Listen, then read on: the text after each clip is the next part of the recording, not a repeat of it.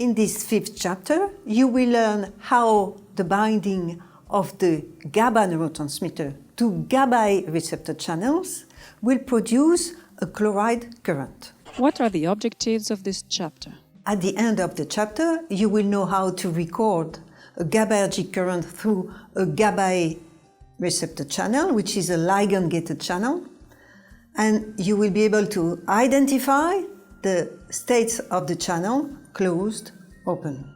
You will know how to draw a GABAergic current voltage curve and to draw information from it, and you will be able to predict how the GABAergic current is going to change membrane potential.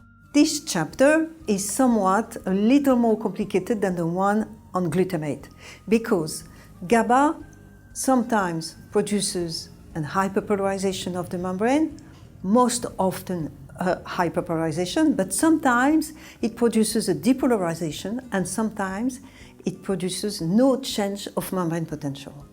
Can you explain in simple terms how GABA can affect the postsynaptic neuron membrane potential in all these different ways? It is completely different from what we have seen in the previous chapter on glutamate, where the different effects were produced by different receptor channels.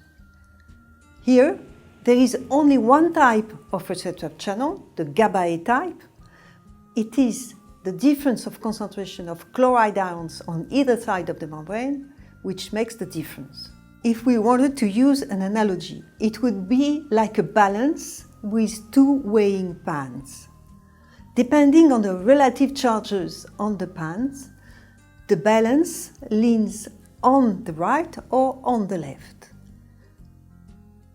We could say that the two pans would be the intracellular and the extracellular media. The charges would be the concentration of chloride ions in these media, and the leaning on the right would be a depolarization, and the leaning on the left would be a hyperpolarization. And when there is no leaning, the balance does not move, it would be no change of potential, what we call a silent inhibition. What learning tools are provided in this chapter? In addition to the course videos, quizzes, there will be videos of lab experiments with the analysis of the results.